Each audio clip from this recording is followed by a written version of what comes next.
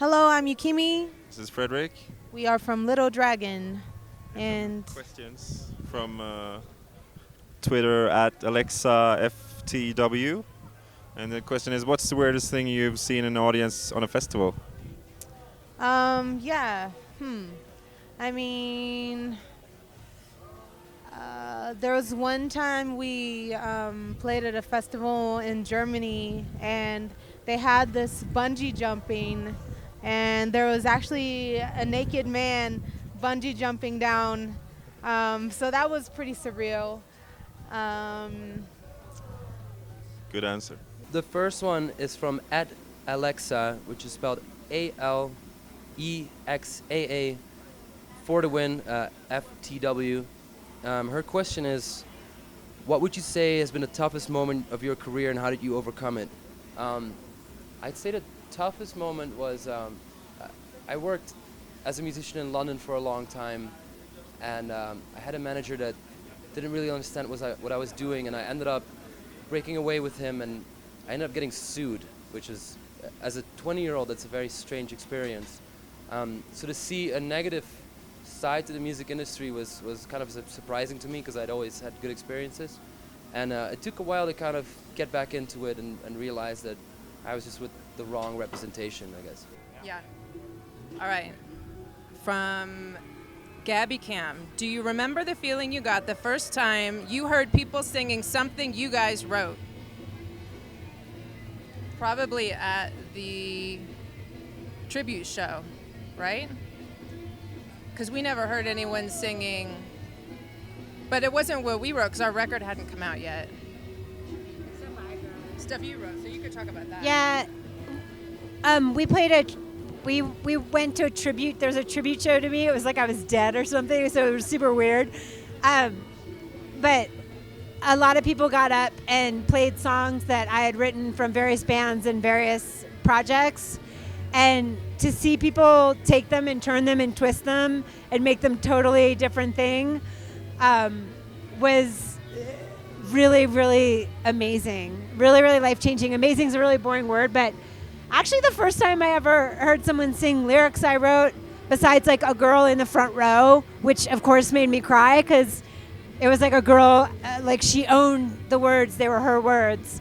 But I wrote a song for Joan Jett, and I went to the show, and she sang the words that I wrote. And Joan Jett was singing words that I wrote, and I can't even explain what it was like to hear the Queen of Rock with my words coming out of her mouth.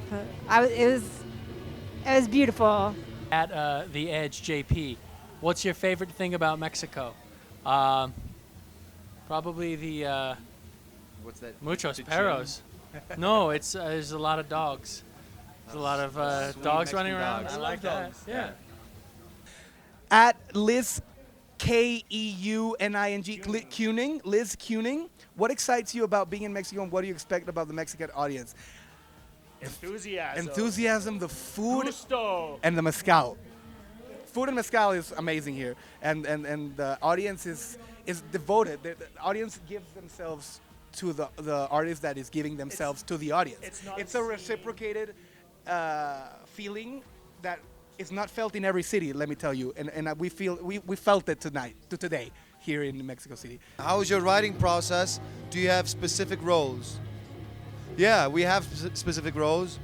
Often it's Biggie that does a little bit of a groove or a poison, a drum poison, and then me and Dania, we kind of enter the poison and start swimming in the poison, and we start making our words and our singing, and then we go shouting at each other and writing some arrangements, and it's a long ride, but it ends up always in a jacuzzi. Hey, Gustavo FA10 would like to know, would we collaborate with another band, and which one? Spice Girls, I think, if we had to do something. Not really a band though, are they? No, I guess not. Who else is there? I don't know. That's a difficult question. I'm sure there are many you would like to collaborate with. Lady Waff. Lady Waff. Hi, Lady What's this? Which are your favourite bands now? The ones I used to like. Beatles. The Beatles. We like the Beatles. They're from London. I mean Liverpool. New bands. I don't know. I mean, I've been listening to Alt J record. Alt J, fantastic band. But yeah, it's really good. There's a record called Soul Power that I'm really liking at the moment by Curtis Harding. It's a really cool album. Tame Impala any day of the week is always good.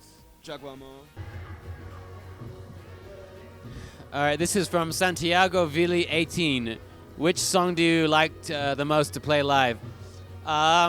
I think the singles, Come With Me Now and I'm Only Joking, they're fun because they get the biggest crowd reaction, but personally I like to play I Wanna Know because it's a reggae groove, and as a drummer I like kind of hanging back and chilling out on that groove.